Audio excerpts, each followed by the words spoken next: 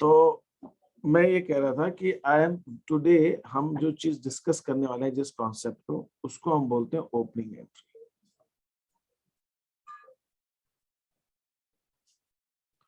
ये जैसा नाम से ही लग रहा है ना, ओपनिंग एंट्री। तो ये ओपनिंग एंट्री जो होती है, वैसे एक्चुअली क्या है, दो तरह की खास एंट्रीज होती है जो साल में एक बार होती है, वंस इन अ ईयर। एक होती है स्पेशल एंट्रीज, मैं कह देता हूँ इनको स्पेशल एंट्रीज।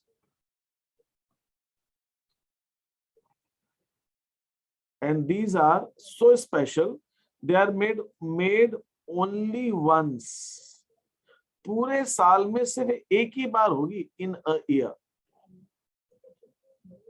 और ऐसी दो एंट्रीज होती खास, बाकी तो देखिए ट्रांजैक्शन पे डिपेंड करता है, डेप्रिसिएशन कितनी बार लगाना है, किस किस पे लगाना, वो सब ये। लेकिन ये एंट्रीज तो चाहे कैसा भी बिजनेस हो, सिर्फ दो ही बार होगी साल भर, मतलब साल भर में एक बार होगी। और दो दो एंट्रीज है तो एक एक बार। एक एंट्री होती है ओपनिंग एंट्री,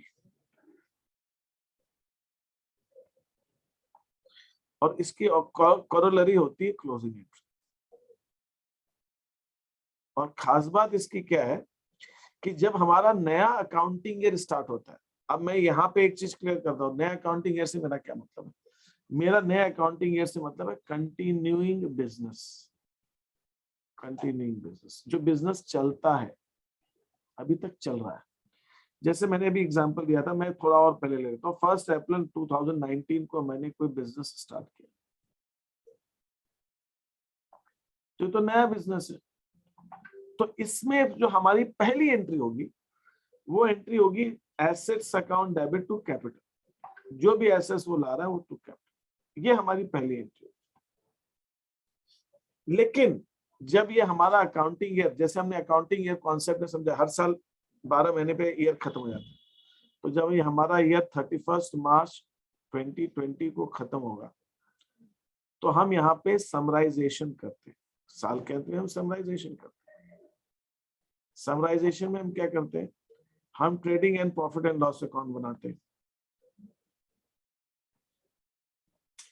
ये क्यों बनाते हैं, बिजनेस का प्रॉफिट एंड लॉस निकालने के। और एक बनाते हैं बैलेंस शीट, जिसके बारे में मैंने थोड़ा बहुत आपको लास्ट में बताया था। मतलब जब साल खत्म होता है ना, तो बैलेंस शीट बनने के बाद कुछ और नहीं बनता, बस फाइनल बैलेंस शीट बन गया, वो ईयर खत्म। फिर अब क्या होता है, हमारा 1 अप्रैल 20 से नया अकाउंटिंग ईयर स्टार्ट होता है। नया अकाउंटिंग ईयर स्टार्ट होता है जस्ट नेक्स्ट डे, अगले दिन से। आज 31 मार्च 20 है, आज रात को मेरा बिजनेस 8 बजे तक चल रहा है, तो 8 बजे तक 10 बजे तक जो भी टाइम, 6 बजे तक, वट एवर ऑफिस टाइम 6 बजे ऐसा वट, वो बिजनेस खत्म उस दिन। वैसे ये है कि आखिरी फाइनेंशियल दिन ईयर जो होता है, लास्ट डे, उसमें बहुत काम रहता है, बहुत सारे काम रहते हैं अकाउंटिंग के, लिखा पढ़ी के, तो लोग लगे रहते हैं देर तक। बट मान लो बिजनेस आवर्स खत्म हो गए, लेकिन कल से फिर से चालू हो जाएगा, अगले दिन से। तो नेक्स्ट डे से हमारा अकाउंटिंग ईयर फिर से स्टार्ट हो जाएगा। तो बिजनेस हमारा चलता हुआ बिजनेस। तो यहाँ पे 1 अप्रैल 20 से नया अकाउंटिंग ईयर स्टार्ट हो गया। ये यहाँ खत्म हुआ और यहीं से स्टार्ट हो गया। तो मैं एक काम करता हूँ ना, let me put the dates close here. ये 31 मार्च 20, और यहीं से मेरा नया अकाउंटिंग ईयर स्टार्ट हो गया 1 अप्रैल 20। फिर ये पूरा चलेगा 31 मार्च 21 तक। अब फिर उसके बाद नेक्स्ट अकाउंटिंग ईयर आ जाएगा, जो 1 अप्रैल 21 से स्टार्ट होगा, और वो आगे तक चलेगा 31 मार्च 22 तक। ऐसे चलता रहेगा। हर साल के एंड में हम समराइजेशन करेंगे, हर साल के एंड में हम प्रॉफिट लॉस निकालेंगे, और हर साल हम trading profit and loss account बनाएंगे, हर साल हम बैलेंस शीट बनाएंगे। लेकिन जो जिस साल की जो बैलेंस शीट होती है, वो उस हिसाब से चेंज। तो आप अगर किसी बिजनेस से चलता हुआ, तो उनके पास पूरी बैलेंस शीट बनी हुई होगी कई सालों में। वो बताएंगे बैलेंस शीट एज ऑन 31 मार्च 20। फिर एक और बैलेंस शीट होगी, वो होगी एज ऑन 31 मार्च 21। फिर एक और कोई बैलेंस शीट होगी एज ऑन 31 मार्च 22। तो उनके पास सालों की बैलेंस शीट होती है, वो प्रिजर्व करके रखना पड़ता है। बैंक से लोन वगैरह लेंगे, तो कहते हैं पिछले 3 साल की बैलेंस शीट लाओ, पिछले 3 साल का प्रॉफिट एंड लॉस दिखाओ, पिछले 3 साल में आपने क्या प्रॉफिट कमाया। तो बिजनेस का परफॉर्मेंस वो कंपेयर करते हैं कि कैसे कैसे रहा। तो every year you have to make these things. तो ये समराइजेशन हर साल होता है, हर साल हम प्रॉफिट लॉस निकालते हैं, हर साल हम बैलेंस शीट बनाते हैं, ठीक है। तो अब हमने यहाँ बना ली 31 मार्च 20 को पहला साल खत्म हो गया, नया साल था, बिजनेस स्टार्ट किया था उसी साल, वो खत्म हो गया, हमने प्रॉफिट लॉस बना लिया।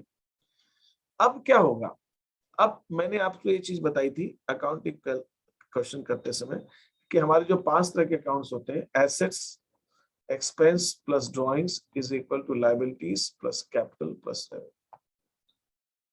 तो अब हम क्या करते हैं, एस एक्सपेंस और ड्रॉइंग्स का, ये तो मैंने बताया था आपको, ये टेम्पररी अकाउंट्स है, मैं उसी को रिपीट कर रहा हूँ, उसी पॉइंट को। जो ये एक्सपेंस और ड्रॉइंग्स टेम्पररी अकाउंट है, रेवेन्यू टेम्पररी अकाउंट है, ये हर साल बंद हो जाते हैं, ये बंद हो जाते हैं। और ये बंद होने के बाद में जो इनका बैलेंस है, ये बैलेंस हम क्या करते हैं, इनका बैलेंस हम कैपिटल में एडजस्ट कर देते हैं। तो ये अकाउंट्स तीनों, एक्सपेंस, ड्रॉइंग्स और रेवेन्यू, कैपिटल में मर्ज हो जाती है। हमारे पास आखिर में सिर्फ ये 3 अकाउंट्स बचते हैं, 3 तरह के अकाउंट्स बचते हैं। जो सारी एसेट्स होती है वो बचती है, लायबिलिटीज बचती है, कैपिटल बचती है। ये जो 3 तरह के अकाउंट्स हैं, ये हमारे परमानेंट अकाउंट्स कहलाते हैं। These are permanent accounts. ये हमारा जन्मों जन्मों तक, कहते हैं ना, पाप पुण्य चलता रहता है, from one birth to next birth. ये है वो जो you carry forward from one birth to next birth. ये हर साल का पाप पुण्य वो उसी साल खत्म हो जाता है, ये आप कहें, और इनसे ये कैपिटल क्रिएट होती है। तो these are permanent accounts which move from one year to next year. तो यहाँ पर जो हमने ये फाइनल अकाउंट्स बनाए, तो ये फाइनल अकाउंट में समराइजेशन किया, और ये एसेट्स, लायबिलिटीज, कैपिटल, हमने उस दिन भी बताया था आपको, बैलेंस शीट में एसेट्स, लायबिलिटीज और कैपिटल ही आती है। तो इसका मतलब ये जो बैलेंस शीट की फिगर्स हैं, जिसमें एसेट्स, लायबिलिटीज, कैपिटल आती है, ये जो 31 मार्च, मतलब कहने का ये कि 31 मार्च 20 को जो बैलेंस शीट में एसेट्स, लायबिलिटीज और कैपिटल है, सेम एसेट्स, लायबिलिटीज 1 अप्रैल 20 को जो नया साल स्टार्ट होगा उसमें कैरी फॉरवर्ड हो जाती है, उसमें चली जाती है। इसका मतलब जो मेरे पास एसेट्स आज 31 मार्च 20, मान लीजिए आज 31 मार्च 20, तो मेरे पास जो भी एसेट्स है, जो भी लायबिलिटीज है, जो भी कैपिटल है बिजनेस की, वो ये मैं 1 अप्रैल 20 को भी रहेगी। तो यही एसेट्स से मैं नेक्स्ट ईयर स्टार्ट करूंगा, इन लायबिलिटीज से मैं नेक्स्ट ईयर स्टार्ट करूंगा, इस कैपिटल से मेरा नेक्स्ट ईयर स्टार्ट होगा। फिर नेक्स्ट ईयर क्या होगा, इन एसेट्स, लायबिलिटीज में कुछ प्लस माइनस होगा। फिर जो साल खत्म होगा, फिर उसमें एसेट्स या तो बढ़ जाएगी या घट जाएगी या सेम रहेगी, लायबिलिटीज बढ़ जाएगी, घट जाएगी या सेम रहेगी, कैपिटल बढ़ेगी, घटेगी या सेम रहेगी, और फिर वहां से नेक्स्ट ईयर। तो इनमें चेंज आता रहता है, but they move from one year to next year, फिर देन नेक्स्ट ईयर, फिर देन नेक्स्ट ईयर, ये चलती रहती है बिजनेस। बिजनेस में एक्चुअल में लायबिलिटीज जीरो तो हो सकती है, लायबिलिटीज तो जीरो हो सकती है, आपने लोन नहीं लिया, सब चुका दिया, लेकिन बिजनेस के अंदर एसेट्स तो रहेगी, कैपिटल तो रहेगी। अगर एसेट्स भी जीरो हो जाए, कैपिटल भी जीरो हो जाए, इसका मतलब बिजनेस बंद हो गया, बिजनेस स्टॉप, बिजनेस है ही नहीं। अगर चलता, इसको एक अकाउंट्स में एक वर्ड यूज करते हैं, गोइंग कंसर्न। गोइंग कंसर्न माने संस्था, गोइंग कंसर्न माने एक ऐसी संस्था, ऐसी ऑर्गेनाइजेशन जो चल रही है। तो अगर कोई भी गोइंग कंसर्न है, जो बंद नहीं हुआ, बिजनेस चल रहा है, उसकी हमेशा एसेट्स तो होंगी, और जब एसेट्स होगी तो कैपिटल भी होगी। लायबिलिटीज होना जरूरी नहीं, एसेट्स और कैपिटल होना जरूरी। ऐसा कोई बिजनेस नहीं होगा कि सारा का सारा लोन पे चल रहा होगा। अगर मान लो है भी, दिवालिया हो गया बिजनेस में, लोन पे चल रहा, तो ठीक है, रेयर केसेस है, not very normal, but her business में एसेट्स, कैपिटल तो होगी, एसेट्स तो होगी, भले ही कम हो या ज्यादा हो। पहले से बढ़ गई तो बहुत अच्छी बात है, कम हो गई तो दैट इज दैट। तो कहने का मतलब ये है कि जब तक वो बिजनेस चल रहा है, तब तक उसके पास एसेट्स, लायबिलिटीज, कैपिटल हो सकती है। लायबिलिटीज नहीं भी हो तो कैपिटल और एसेट्स होगी, और वो एक साल से नेक्स्ट ईयर तक ट्रांसफर होती रहती है। तो मैंने आपसे ये चीज जो कही कि अगर हमारा अकाउंटिंग ईयर 31 मार्च 20 को खत्म हुआ और 1 अप्रैल 20 से नया अकाउंटिंग ईयर स्टार्ट हो रहा है, तो यहाँ पर मेरी पहली entry assets account debit to capital नहीं होगी, वो तो बिजनेस थोड़ी स्टार्ट किया, वो तो स्टार्ट कर चुकी। मेरी पहली एंट्री जो होती है दैट इज ओपनिंग एंट्री, उसी को हम ओपनिंग एंट्री कहते हैं।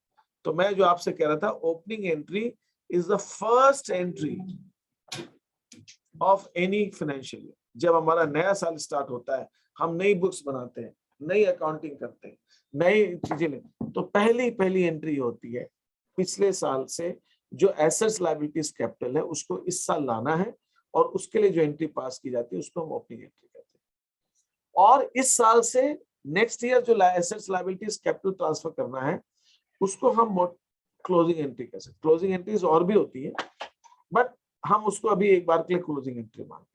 इसका मतलब क्या हुआ, जो पिछले साल की क्लोजिंग एंट्री थी वही है सारी चीजें इस साल की ओपनिंग एंट्री में आ जाएगी। हाँ बोलो गिरिराज, क्या बोलना चाहते हो?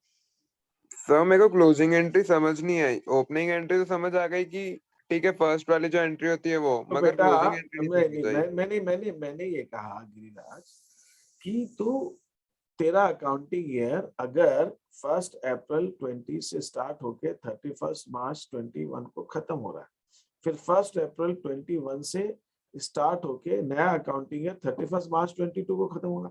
ये बात समझ में आ गई तेरे को? Yes sir. अच्छा, अब ये मैंने तेरे से क्या कहा कि इस डेट पे जो भी एसेट्स लायबिलिटीज और कैपिटल है वो नेक्स्ट ईयर कैरी फॉरवर्ड होगी। ये बात तेरे को समझ में आ गई? Yes sir. ये नेक्स्ट ईयर जाएगा, फिर नेक्स्ट ईयर उससे स्टार्ट करेगा। मैं पिछले साल की बची हुई जमीन इस साल काम आएगी, पिछले साल की बची हुई बिल्डिंग इस साल काम आएगी, पिछले साल का बचा हुआ स्टॉक इस साल बेचेंगे, पिछले साल जो कैश बच गया वो इस साल काम आएगा, जो बैंक बैलेंस है वो इस साल काम आएगा, जो डेटर्स पिछले साल थे जिन्होंने पैसा नहीं दिया था उनसे हम इस साल लेंगे, जो हमारे क्रेडिटर्स लास्ट ईयर थे जिनको हमने पैसा नहीं दिया उनको हम इस साल देंगे, जो कैपिटल लास्ट ईयर थी पिछले साल खत्म हुआ जब बिजनेस एंड, वो लास्ट ईयर के आखिरी दिन में जो कैपिटल थी वो एक पैसा ओनर ने लगा रखा था वो आज भी है। तो रात का ही तो डिफरेंस है भाई। जो हमने आज रात को, आज शाम को बिजनेस अपना 8 बजे 9 बजे 10 बजे बंद किया, और उस समय जो एसेट्स लायबिलिटीज कैपिटल थी वो रख के हम सोए, अगले दिन जब हम बिजनेस स्टार्ट करेंगे तो वही एसेट्स वही लायबिलिटीज वही कैपिटल से हमें स्टार्ट करना पड़ेगा। यहाँ तक तो क्लियर है? Yes sir. तो मैं क्या कह रहा हूँ, मैं ये कह रहा हूँ कि जो हम पिछले साल से एसेट्स लायबिलिटीज कैपिटल इधर लेकर आए इसके लिए जो एंट्री पास करनी पड़ती है उसको ओपनिंग एंट्री कहते हैं। तो यही कह रहा है, ये तो तेरे को समझ में आ यस सर। सर या सर मतलब 31 मार्च 3 2000। नहीं, ये ओपनिंग एंट्री पास होगी 1 अप्रैल 21 को, लेकिन यहां से ये assets liabilities capital next year भी तो ट्रांसफर करनी पड़ेगी, तो यस सर। वो उसको मैं कह रहा हूँ क्लोजिंग एंट्री। तो अब तूने जो डेट वाली कॉन्सेप्ट बोल दिया, तो डेट से मैं क्लियर कर दूं, क्लोजिंग एंट्री 31 मार्च 21 को खत्म होती है, और वो एंट्री आखिरी एंट्री हो गई। जय गणेश जी की महाराज के हाथ पैर जोड़ के भगवान को मना के ईश्वर को गॉड को होकर खत्म। और यही एंट्री थोड़े से चेंज के साथ ओपनिंग एंट्री बन जाती है 1 अप्रैल 21। तो मैं ये कहना चाह रहा हूं भाई, इस साल से एसेट्स लायबिलिटीज कैपिटल अगले साल भेजने के लिए क्लोजिंग एंट्री करोगे, और पिछले साल से एसेट्स लायबिलिटीज कैपिटल इस साल लाने के लिए ओपनिंग एंट्री करोगे। बस यही तो फर्क है। यस सर ठीक है। Any other doubt? किसी और को कोई क्वेश्चन पूछना है? डैनी के समझ में आ रहा है जो मैं बात कहानी सुना रहा हूँ, story? Sir yes sir, yes sir. हाँ हाँ बोलो। सर मतलब जो अकाउंट पिछले साल के अकाउंट से आ रहा है वो ओपनिंग एंट्री होगी उसकी, और जो उससे जा रहा है तो उसकी पिछले साल, जब आप पिछले साल की बात करें, पिछले साल इस एक खिड़की है, खिड़की घर के, हमको कोई सामान बाहर फेंकना है और किसी को देना है, बाहर किसी को खड़ा है उसको तो तू यहाँ से फेंकेगी तब तो बाहर वाला रोकेगा ना, उसको कैच करेगा। तो क्लोजिंग एंट्री होगी। तो क्लोजिंग एंट्री फेंकने की हो गई और ओपनिंग एंट्री कैच करने की हो गई। Yes sir, got it. Same वही चीज है, लेकिन फोर्स अलग है। अगर आज साइंस में, फिजिक्स के लैंग्वेज में फोर्स, यहाँ पुश लग रहा है और वहां वो कैच कर रहा है। समझ गए बात? चीज सेम है, चीज सेम है। वही जो हमने फेंका वही तो उसने कैच किया ना। तो जो हम फेंक रहे हैं वो क्लोजिंग है और जो कैच कर रहा है वो ओपनिंग है। ये फर्क है। तो यस सर। तो हम फेंकते कब है? एंड ऑफ द ईयर 31 मार्च को, और कैच कब करते हैं? 1 अप्रैल को नेक्स्ट ईयर। ठीक है। और अगर रात के 12 बजे, है ना, आप जैसे क्या होता है है ना। जैसे आप कभी किसी कंट्री के बॉर्डर पे जाएं, है ना, कुछ कंट्रीज के साथ हमारे बॉर्डर्स बहुत लिंक्ड हैं, स्पेशली नेपाल, पाकिस्तान के साथ तो बेचारों के साथ झगड़ा चलता रहता है।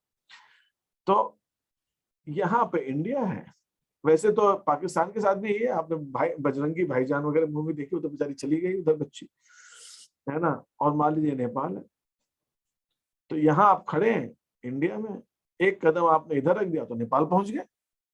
कितनी देर लगी पहुंचने में? तो 12 बजने वाली है रात की, बस कुछ सेकंड्स के तो डिफरेंस है। तो यहाँ पर वो क्लोजिंग एंट्री हो गई और वही एंट्री यहाँ पे ओपनिंग हो गई। हमने अब 12 बजे के बाद तो नेक्स्ट डे स्टार्ट हो गया। कितना फर्क हो गया, मतलब आप समझे कि नहीं समझे? तो 31 मार्च को तो हमको तो साल ही बदल जाता है हमारा, समझे? तो कहने का मतलब है कि अगर हम इसको 31 दिसंबर, नॉट 31, हाँ 31 दिसंबर में कहना चाह रहा हूँ, 31 दिसंबर को तो हमारा नया अकाउंटिंग ईयर ही स्टार्ट हो जाता है। हम कितना उसको सेलिब्रेट करते हैं। तो just few seconds, fraction of seconds, year changes होता है कि हम तो वही रहते हैं ना, हम तो वही है जो कुछ सेकंड पहले थे, अभी भी वही। हम जो उस समय कर रहे थे वो अभी भी हम कर रहे हैं। तो यहाँ पर भी वही बात है। तो मैं जब थ्रो कर रहा हूं तो वो 31 मार्च, और जब कैच कर रहा हूं तो 1 अप्रैल। तो जो थ्रो हो रहा है वही कैच हो,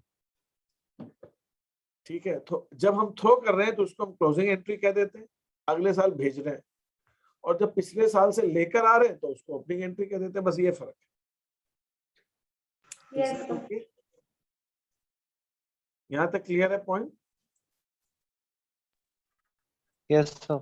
यस सर। अब हम देखते हैं वो ओपनिंग एंट्री करते कैसे हैं और इसको हमारे लेजर अकाउंट में हम कैसे दिखाते हैं। अब मैं यहाँ पर एक चीज और क्लियर कर देता हूँ। लेजर अकाउंट के अंदर मेरा एक कैश अकाउंट है और यहाँ पर मेरे पास कुछ एंट्रीज है। मैं जब साल भर की करी, ज्यादा नहीं कर रहा हूँ, मैं समझाना है बस मुझे। और क्रेडिट साइड में 16,000 और 4,000।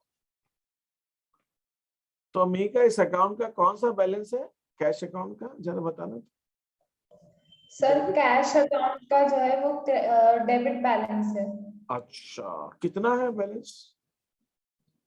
सर बैलेंस है 46,000। है ना, 46,000। दैनिक कितना बैलेंस है बेटा इस अकाउंट का? और Sir, डेबिट wait, बैलेंस है कि, मेरा दो Sir, क्वेश्चन है, दैनिक डेबिट बैलेंस है कि क्रेडिट बैलेंस है, और बैलेंस का अमाउंट debit कितना? balance. हाँ, Debit balance है और the 46, 56, 56 minus 20, 36,000 debit madam balance. Mika इसका टोटल कितना हुआ? 46,000। मीका 46,000 हुआ नहीं इसका टोटल? हाँ इसका सर 46,000 है। और ये बैलेंस क्या कहते हैं, डिफरेंस होता है कि बैलेंस टोटल होता है?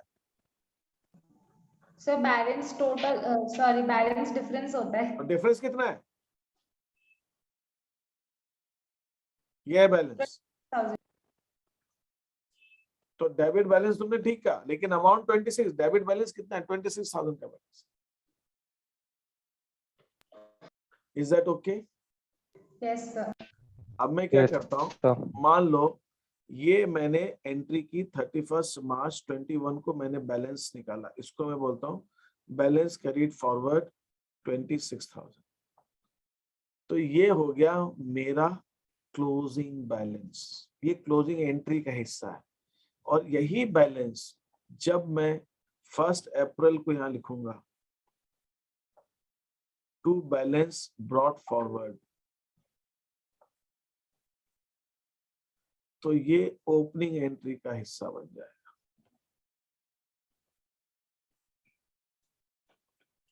लेकिन मैंने आपको क्या बताया था कि हर महीने के एंड में बैलेंस निकालते हैं। तो हर महीने के एंड में बैलेंस तो निकालते हैं, वो हम अपने लिए निकालते हैं। लेकिन अगर मुझे नेक्स्ट ईयर जब ट्रांसफर करना होगा तो वो कौन सा बैलेंस ट्रांसफर होगा? 31 मार्च का बैलेंस ट्रांसफर होगा।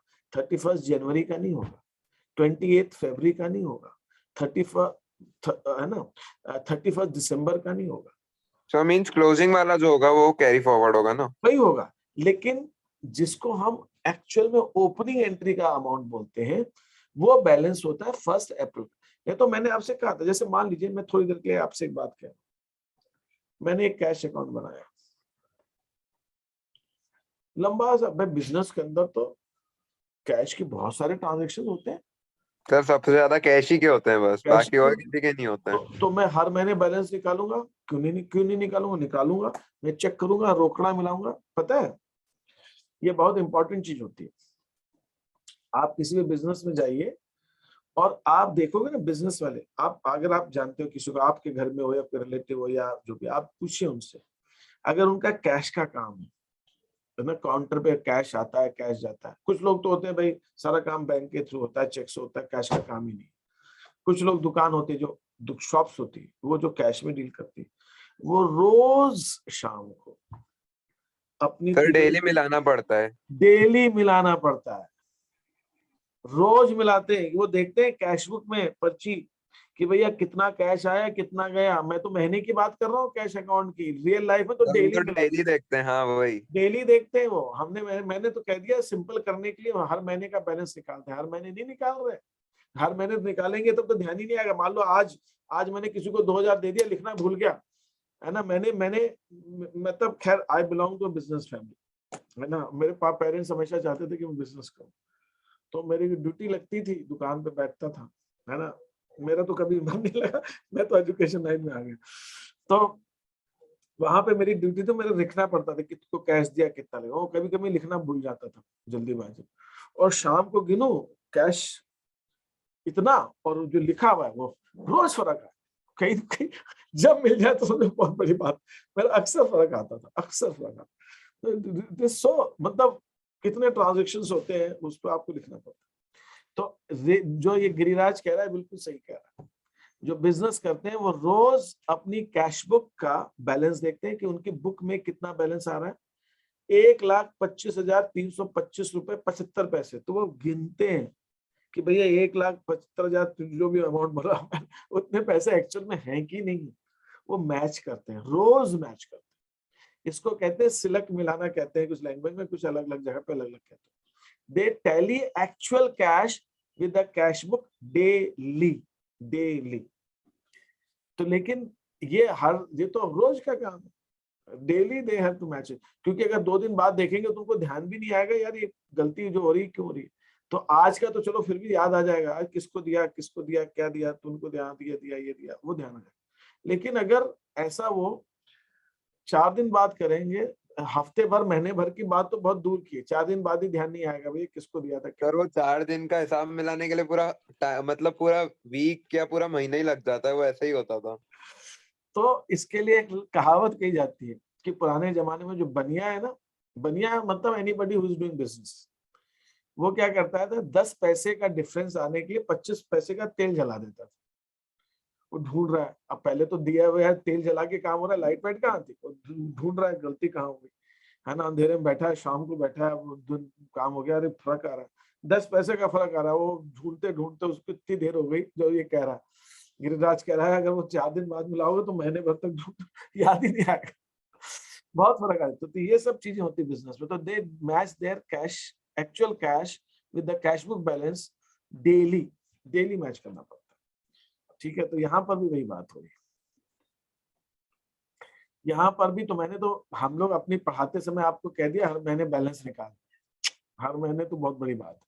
ठीक है, तो मतलब तो we take out the balance. तो ये बैलेंस करी डाउन ब्रॉट डाउन तो हर महीने होता रहेगा, ऐसा मान लो। लेकिन जब बैलेंस करी डाउन हम एंड ऑफ द ईयर निकालेंगे, बैलेंस करी डाउन, तो ये बैलेंस तो अब नेक्स्ट ईयर ही जाएगा। 1 अप्रैल 21 को तो नई किताब खुलेगी, उसमें जाएगा बैलेंस। तो मैं इस बैलेंस की बात कर रहा हूँ जो 31 मार्च 21 को निकाला गया। साल के बीच में तो आप कितनी बार भी बैलेंस निकाल लो, आप एक हर महीने क्यों, हर 15 दिन में निकाल लो, हर हफ्ते निकालो, उसमें कोई मना थोड़ी कर रहा है।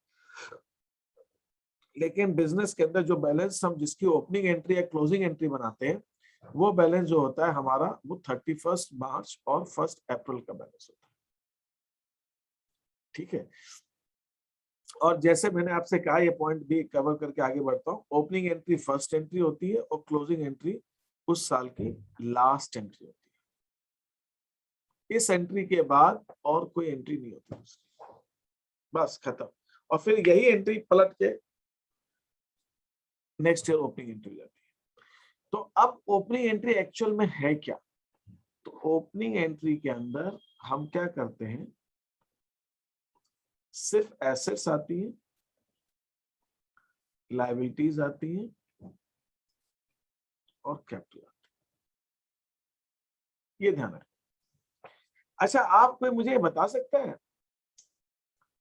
कि कौन कौन है क्लास के अंदर? मेका, गिरिराज, दैनिक, आदित्य, आदित्य और राशि की तुमको आवाज ही नहीं निकल रही, तुम लोग तो कुछ पार्टिसिपेट ही नहीं कर रहे। यस सर, तो मैं कल की क्लास अटेंड नहीं करी था, थोड़ा मतलब। अरे थोड़ा क्या, बाकी चीजें तो आज की अटेंड कर। यस। अच्छा आदित्य, ये बता, तू एसेट्स है और ये लायबिलिटीज है और ये कैपिटल, मैंने 3 तरह के बना लिए अकाउंट। एसेट्स का डेबिट बैलेंस होता है, क्रेडिट बैलेंस होता है, ये बता। Sir debit.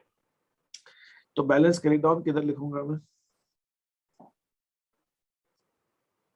Balance credit down समझ रहा है ना? Yes sir. Balance credit down मतलब ये वाला बैलेंस क्रेडिट डाउन, ये यस सर, राइट में। किधर लिखूंगा? Debit side, right side, debit credit side. Credit side. तो मैंने यहाँ लिखा बैलेंस क्रेडिट डाउन। जब क्रेडिट डाउन इधर लिख रहा हूँ तो ब्रॉड डाउन किधर आएगा आदित्य? Debit side. तो ये आ जाएगा टू बैलेंस ब्रॉड। तो अगर जब मैंने अकाउंटिंग ईयर मेरा खत्म हुआ 31 मार्च को, तो मैंने यहाँ लिखा, और 1 अप्रैल को जब नया अकाउंटिंग ईयर स्टार्ट हुआ तो मैं यहाँ लिखा। इसके अंदर किसी को कंफ्यूजन है क्या कि एसेट्स का क्लोजिंग बैलेंस क्रेडिट साइड लिखते हैं और ओपनिंग बैलेंस डेबिट साइड लिखते हैं? नो सर, मैंने आपको बताया कि वो तो क्लोजिंग बैलेंस लिखते हैं दोनों साइड को इक्वल करने के। दैनिक कैपिटल अकाउंट को कैसे क्लोज करते हैं? Balance credit down brought down किधर लिखूंगा?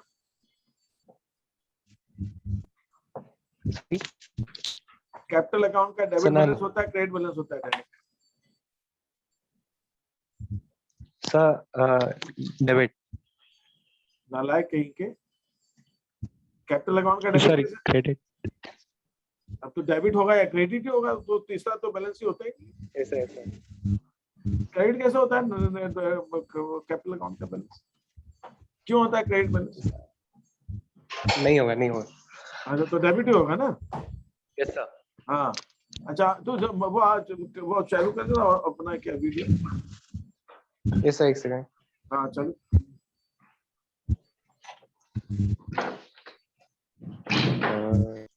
बिजी है कहीं?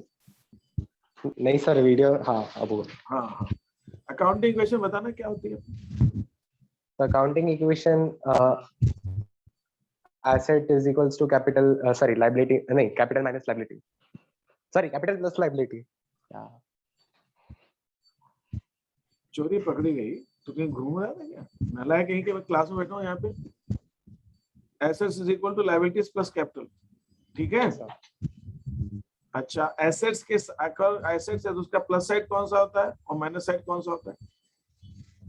सर एसेट्स का प्लस साइड लेफ्ट में होता है और माइनस राइट में। और लायबिलिटीज कैपिटल का?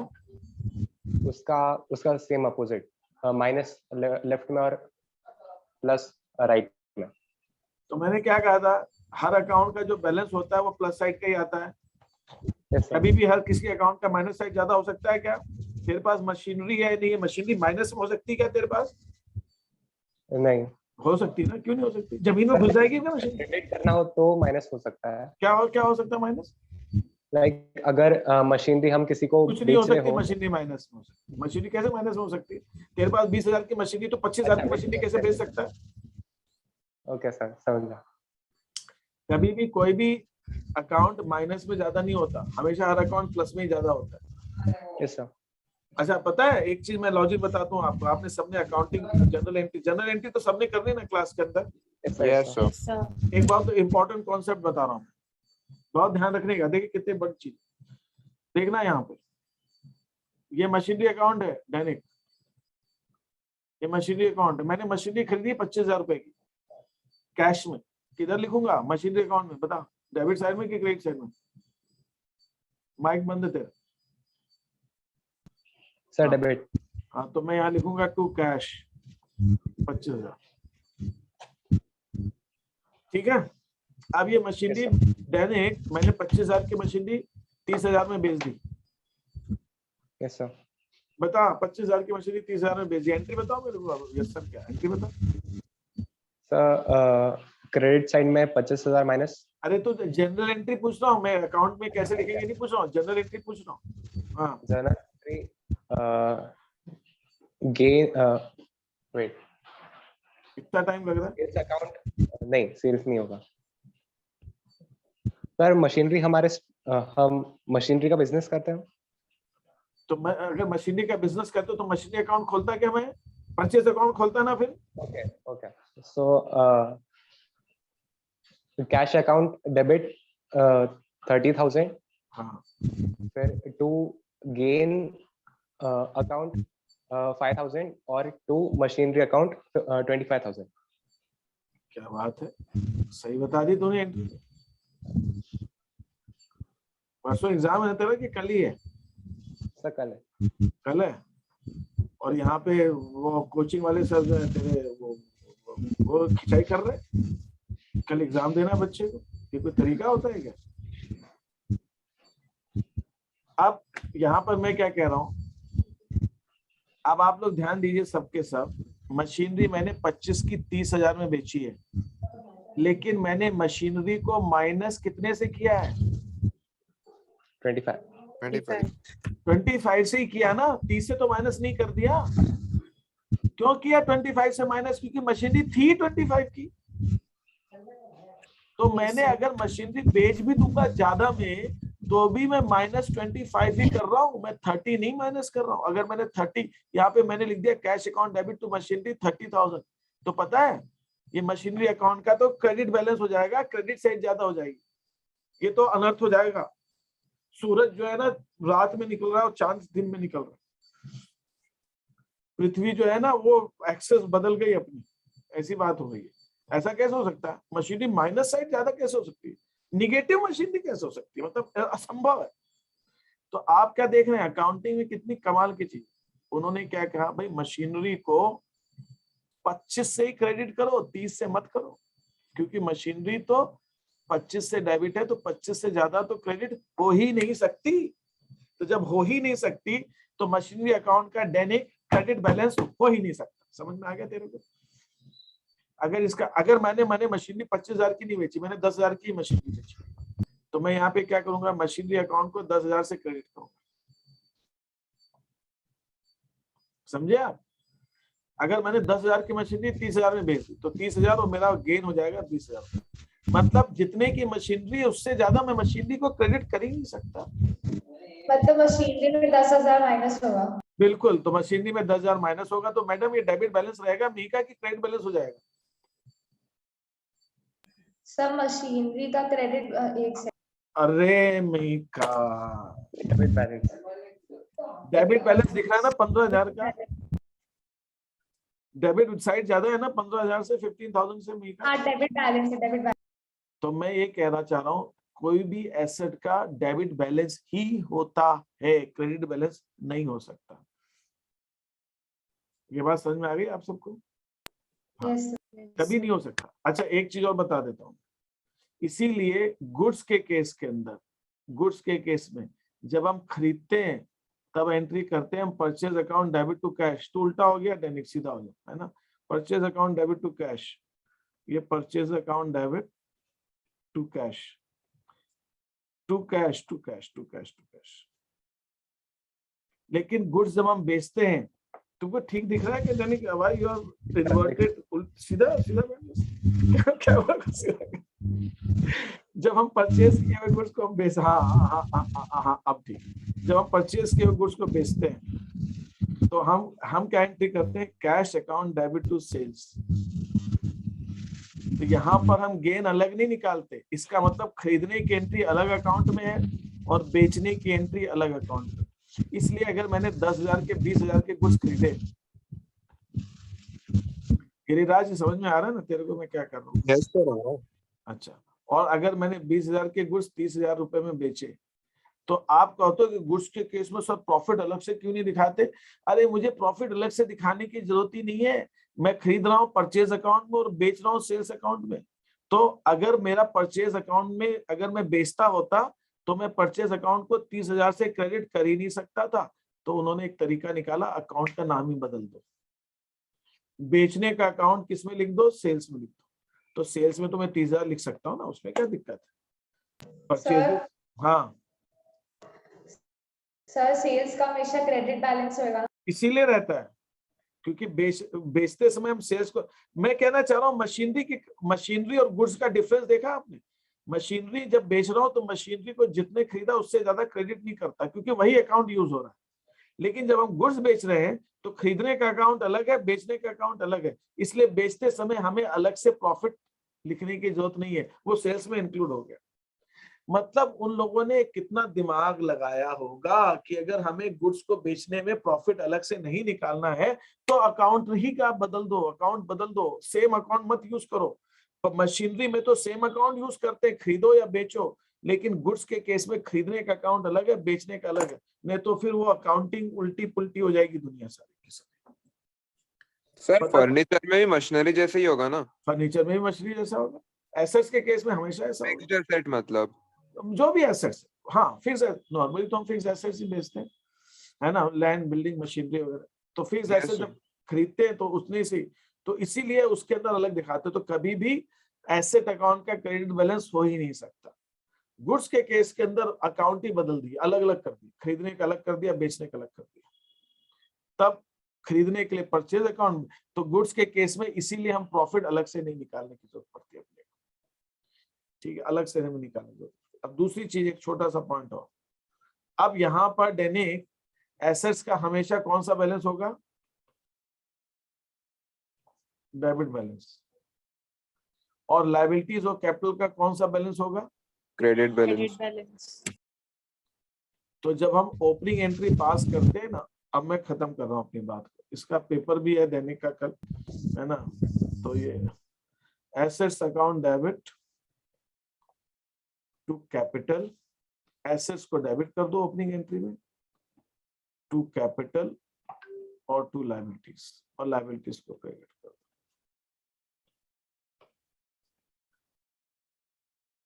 ये हमारी ओपनिंग एंट्री होती है। ओपनिंग एंट्री के अंदर एसेट्स को डेबिट करते हैं क्योंकि उनका डेबिट बैलेंस होता है, लायबिलिटीज और कैपिटल को क्रेडिट करते हैं क्योंकि उनका क्रेडिट बैलेंस होता है, ठीक है। ये पहली एंट्री होती है। और इसका एक छोटा सा पॉइंट और है, अब बस अब मुझे खत्म करने की इच्छा हो रही, ठीक है। एक पॉइंट और बताना था बट वो मैं बाद में बता दूंगा कभी। अब इसके साथ में आपको जो एक चीज समझनी है वो ये है कि ये जो मैंने आपको शीट आपको नहीं दिखाई है, चलिए मैं आपको, तो आपको जब भी ओपनिंग एंट्री बोलेंगे तो ओपनिंग एंट्री के अंदर आपको हमेशा ध्यान रखना है कि एसेट सारी डेबिट हो जाएंगी। आप क्वेश्चन के अंदर दिया रहेगा कि पिछले साल लैंड इतने की थी, मशीनरी इतने की थी, बिल्डिंग इतने की थी, तो हमारी ओपनिंग एंट्री कुछ ऐसे दिखती है। ओपनिंग एंट्री कुछ ऐसे दिखती है, land account debit, building account debit, machine जो पिछले साल से assets I, debtors account debit, cash account debit, to bank loan, to creditors, to capital। और हम जानते हैं mathematically total of all assets is equal to liabilities plus capital, that's it. तो ये दोनों बराबर, this is called opening entry. और कमाल की बात क्या है, क्लोजिंग एंट्री जो होती है इसकी जस्ट ऑपोजिट होती है। क्लोजिंग एंट्री होती है बैंक लोन अकाउंट डेबिट। अब आप पूछेंगे सर ऐसा क्यों, तो आज अब मेरा मूड नहीं है कुछ और बताने का, है ना। कैपिटल अकाउंट डेबिट, है ना, मैं थोड़ा सा मूडी आदमी, जब मूड होता है तो ठीक है, नहीं होता तो बंद, नहीं पढ़ाना आज। टू लैंड, टू बिल्डिंग, है ना। ये तो इसके अंदर क्या होता है, ओपनिंग एंट्री के अंदर एसेट सारी डेबिट हो जाती है, लायबिलिटीज और कैपिटल क्रेडिट होता है।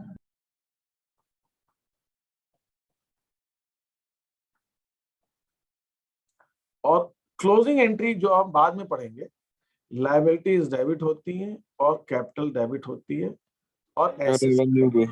एसेट्स। अब इसका भी एक रीजन है जो हमारे लेजर अकाउंट से जुड़ा हुआ। चलो मैं छोटा सा पॉइंट कवर कर देता हूँ, एक खत्म हो जाएगा। एसेट्स, लायबिलिटीज और कैपिटल। अब बैलेंस क्रेडिट डाउन गिरिराज किधर लिखेंगे? एसेट्स अकाउंट में, डेबिट में, क्रेडिट में? बैलेंस कैरिड डाउन क्रेडिट में, बैलेंस क्रेडिट डाउन। और ब्रॉट डाउन डेबिट में। और लायबिलिटीज के अंदर क्रेडिट डाउन किधर आएगा? लायबिलिटीज और कैपिटल में, दोनों में क्रेडिट, बैलेंस कैरिड डाउन उसमें लिखेंगे क्रेडिट में। तो आप जब देख रहे हो, ध्यान दीजिएगा, बहुत इंपॉर्टेंट, जब अकाउंट को क्लोज करना है तो एसेट्स क्रेडिट साइड में लिखा जा रहा है बैलेंस, इसलिए क्लोजिंग एंट्री में एसेट्स क्रेडिट हो जाता है। लायबिलिटीज डेबिट हो रही है, कैपिटल डेबिट हो रही है, तो इसलिए क्लोजिंग एंट्री में लायबिलिटीज डेबिट हो जाती है और कैपिटल डेबिट हो जाती है। ये किस में होती है? क्लोजिंग एंट्री में। और जब आपको ओपनिंग एंट्री करनी होती है तो बैलेंस ब्रॉट डाउन एसेट्स का डेबिट में आ रहा है तो एसेट्स डेबिट हो जाती है, लायबिलिटीज का क्रेडिट में आ रहा है तो लायबिलिटीज क्रेडिट हो जाती है, कैपिटल का क्रेडिट में आ रहा है तो हाँ, जैसे ये क्रेडिट डाउन जितना होता है उतना ही ब्रॉट डाउन होता है, ये क्रेडिट डाउन जितना होता है उतना ही ब्रॉट डाउन, ये क्रेडिट डाउन। तो इसीलिए जितना अमाउंट क्लोजिंग एंट्री में आता है वही सब ओपनिंग में आता है। Only difference is closing entry में लायबिलिटीज कैपिटल डेबिट होती है और एसेट्स क्रेडिट होता है, ओपनिंग एंट्री में एसेट्स डेबिट होती है और लायबिलिटीज और कैपिटल क्रेडिट होता है। बस यही फर्क है। और ये होता क्यों है ऐसा? क्योंकि हम अकाउंट के अंदर क्रेडिट डाउन ऑपोजिट साइड लिखते हैं और ब्रॉट डाउन उसी साइड लिखते हैं जिस साइड का बैलेंस होता है। इसीलिए क्लोजिंग एंट्री में लायबिलिटीज कैपिटल डेबिट हो जाती है क्योंकि उनका क्रेडिट बैलेंस होता है और एसेट्स क्रेडिट हो जाती है, और ओपनिंग एंट्री में एसेट्स फिर से डेबिट हो जाएगा और लायबिलिटीज कैपिटल क्रेडिट हो जाएगी। ठीक है? Yes sir. ये हमारी ओपनिंग है। इसके अंदर अभी कोई क्वेश्चन आपके दिमाग में किसी को कुछ पूछना है? No sir. No sir. तो अब आप जो है, अब आप लोग शीट्स करना चालू कर दीजिए। ठीक है, मैंने आपको सब चीज बता दी यहाँ तक। अब आप जो है फटाफट 19-20 उसके बाद जीएसटी तक आप लोग 19 शीट आप अभी स्किप कर सकते हो। जिन्होंने कर लिया बहुत अच्छी बात है, होशियार बच्चे। जिन्होंने नहीं किया वो थोड़ा सा रिलैक्स कर सकते हैं, they can do in term 2। Sir उसका 19 शीट का एक ही क्वेश्चन कर रहा है तो फिर क्या करना है? तेरी कैसी इच्छा है बता दे। नहीं सर आप बता दो सर, करनी हो तो फिर कर ही लेंगे सर, ऐसा कुछ अभी नहीं। रुक जा, उसके अंदर कुछ और पॉइंट्स है और अच्छे से हम ट्रायल बैलेंस को करेंगे सेकंड टर्म। सर ठीक है तो सर अभी स्किप कर देता फिर।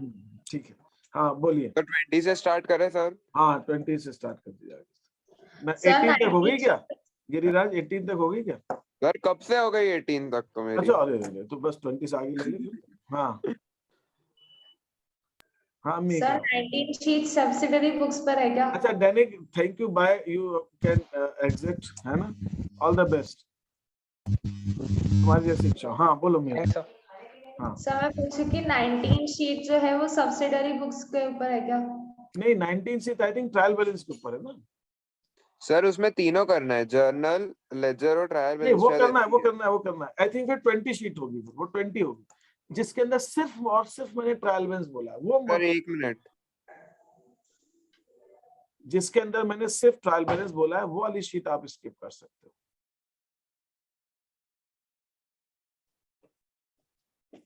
सर हमें 6 नंबर, सॉरी शीट नंबर 7। ये देखिए 20 शीट जो है, एक सेकंड, ये जो 20 शीट है ये ओपनिंग एंट्री की, ये तो करनी है आपको,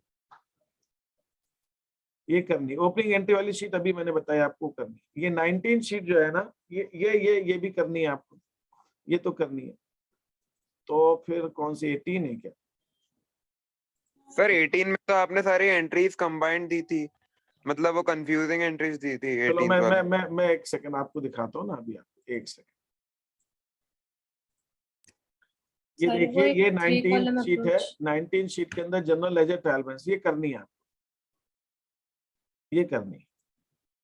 ठीक है, ये तब तक आपको समझ में नहीं आएगा सीक्वेंस। 18 शीट कौन सी है? 18 शीट ये कंफ्यूजिंग वाली, ये भी करनी है आपको।